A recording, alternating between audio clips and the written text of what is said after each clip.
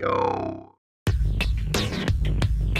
By the time I stumbled across Rush Cyberfunk, the game had already been out for a couple of years. The initial hype had died down, and most people had already moved on.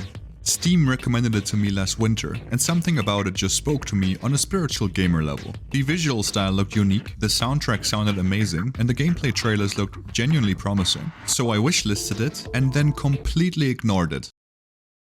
Until Christmas came around. I finally gave in, opened my wallet, and undusted my inline skates for the holiday season. In a video game, I cannot skate for shit. Rush starts off with a bang, and then never really slows down. The gameplay loop is straightforward, but it radiates pure energy wherever you go. You skate around the city, find graffiti spots, earn rep, trigger crew battles, solve puzzles, but it's in between all those things where the real fun happens. Let me explain. Earning rep is one of the central objectives in Rush. Think of it as reputation. The higher your rep, the more respected you become. And obtaining rep is directly tied to the game's progression. So how do you earn rep? Well, the most common way is finding and tagging graffiti spots scattered around the city. Some are easy to find and literally right in front of you. Others, however, require a bit of exploration and thinking. The solution is never too difficult, but just out of reach enough to keep you constantly engaged. Generally speaking, the game does a great job sucking you in. It constantly pushes you to interact with the world and to explore every nook and cranny of the map. You see a graffiti spot somewhere in the distance and you go,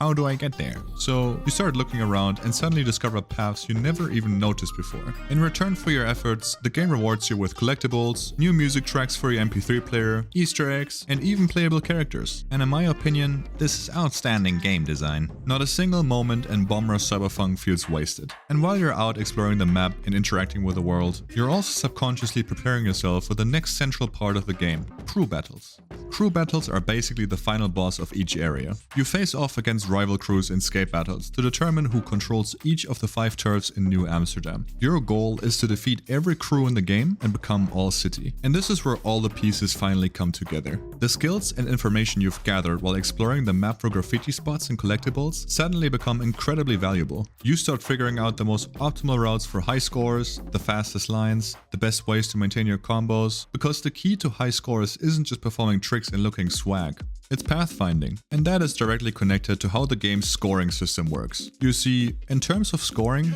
Rush Cyberfunk takes an unconventional approach. Instead of rewarding complicated or difficult tricks, the game rewards long-lasting combos. Combos consist of 2 components, tricks and multipliers. Tricks are rather self-explanatory. You can spam them at virtually no risk, and depending on the trick, they reward you with a decent number of points. Multipliers, however, are what make Rush Cyberfunk so weird. For whatever reason, you gain +1 to your multiplier whenever you lean into a corner while grinding on a rail, perform a wall ride on a billboard, or perform a trick of a halfpipe. On paper, that doesn't sound like much, but then you look at how each map is designed and how loaded they are with rails, billboards, and halfpipes, and you realize how busted this is. All things considered, Rush is absolutely bonkers in this regard. It allows for high scores in the millions and offers nearly endless possibilities to get there. There is just one catch: you can't repeatedly use the same rail, billboard, or halfpipe to cheese your way through the game. Rush keeps track of every object you've already used. If you've already grinded that rail, wall rode that billboard, or tricked off that halfpipe, you won't get another multiplier. You see where I'm going with this, don't you? If you want the highest score possible, you need to know the map inside and out. Every detail matters. Then it's up to you to build the perfect round and keep your combo alive for as long as possible. If you combine everything mentioned so far, earning rep, exploring the map for graffiti spots, collectibles and Easter eggs, crew battles, and pathfinding for high scores, you have a really fun and engaging foundation. You constantly zoom around the map, explore every corner, trick on everything you see, and continuously make mental notes for future combos, and never slow down in the process. The game simply says, go explore and have fun, and never attempts to hold you back. And in a world where every game holds your hand and tells you what to do, I really appreciate that Rush doesn't. Let's zoom out for a second. Yes, the gameplay loop is really fun and engaging, but it's not why Rush left a lasting impression on me. To put it simply, every corner of Rush oozes personality. Everything feels deliberate, stylish, and full of character, and nowhere is that more obvious than in the soundtrack. It's honestly absurd how many different genres the soundtrack blends together, and somehow none of them ever feel out of place. Despite juggling a gazillion genres at once, it still manages to establish a strong, coherent musical identity. It has this raw, unpolished feel to it, rather than chasing a sterile mainstream sound. I'm not joking. Every song sounds like a hidden gem from some ancient mythical mixtape burned onto a random CD. Every song serves the game in some shape or form and manages to enhance the experience. Well, almost every song.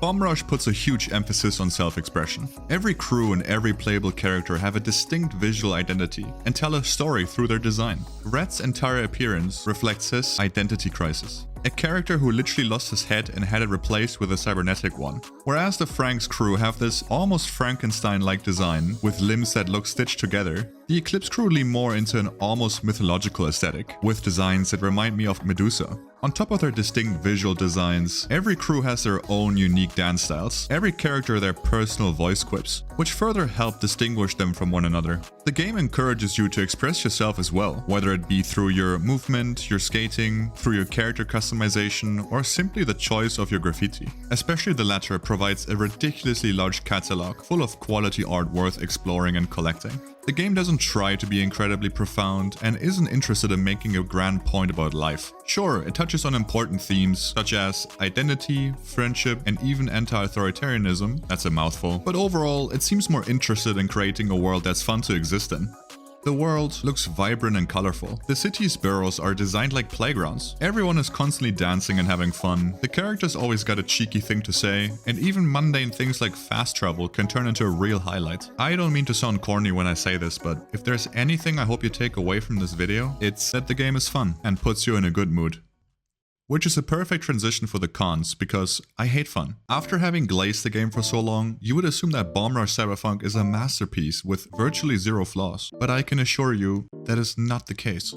If you were hoping Bomb Rush Cyberfunk wouldn't have a bad GTA-style heat system accompanied by an even worse combat system, I have some unfortunate news to share with you, friends. On paper, it honestly makes sense. You're running around New Amsterdam tagging massive graffiti pieces across the city, so it would be logical to assume that somebody would eventually try to stop you.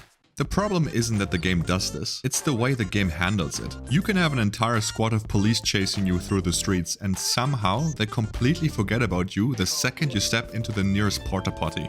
Even when they literally see you entering it. Absolute cinema. Fighting them feels equally pointless. The punches carry no weight, both visually and sound-wise. You may as well be hitting hot air. But even beyond that, you have no real impact on the actual chase either. Let's say you try to approach a police chase logically. In a video game, of course. You get creative, lure some cops into a side alley, and try to take them out that way. After all, if the people actively chasing you are gone, you should have a real opportunity window to lose your wanted level, right? That kind of approach would fit Bomb Rush perfectly as well, since the game usually rewards creativity and experimentation. But for whatever reason, that logic doesn't apply here. The entire system feels unusually bland and uninspired. You get a wanted level, and the only way to get rid of it is by taking a massive shit in a porta potty. That's literally it. Move along, nothing to see here. Apparently, the entire police force of New Amsterdam has a strict no chasing criminals into porta potties policy. It would be funny if it wasn't so boring. But the wanted system isn't the only area where I felt Bomb Rush didn't quite live up to its own potential. Once you really understand the movement and the scoring system, Bomb Rush starts becoming a little too comfortable and the difficulty curve starts to flatten out. By the time I reached Brink Terminal, which is probably right in the middle of the game, I felt like I had already mastered everything the game had to teach me. Sure, the later barrows are bigger and more complex, especially Pyramid Island and Matan, but they never really demanded more from me as a player. I would have loved to see the game push me further, not in a sweaty, ultra-competitive way, but in a way where I still felt like I had to earn my way to becoming All-City. The game does a great job familiarizing you with its mechanics, but eventually you become more competent than the challenges it puts in front of you. The game just doesn't grow at the same rate you do. That is exactly why I wanted more. By the time the credits rolled, I was honestly left with the feeling that there should have been another chapter waiting for me. Not because the story felt unfinished, but because I felt like the game could have really tested everything I had learned or introduced a new challenge. Bomb Rush isn't a long game. If you're a dumbass like me and go for 100% achievements, it can definitely take a while. But if you just focus on the story, an average playthrough can be finished in less than 10 hours. And that's kind of the important distinction I want to make right now. The criticism isn't that the game is too short because it lacks content. There's plenty of content if you seek it out. It's that the game's foundation is so strong and fun that I wanted to see it go further than it ever did.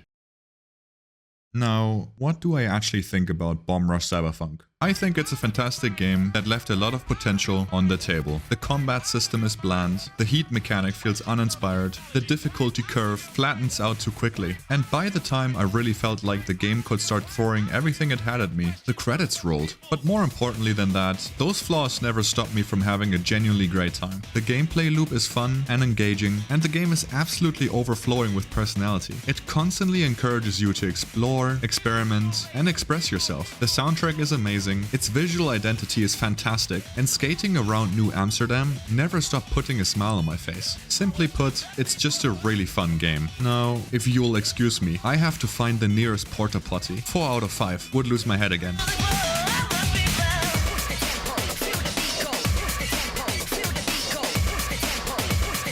Push me to the max.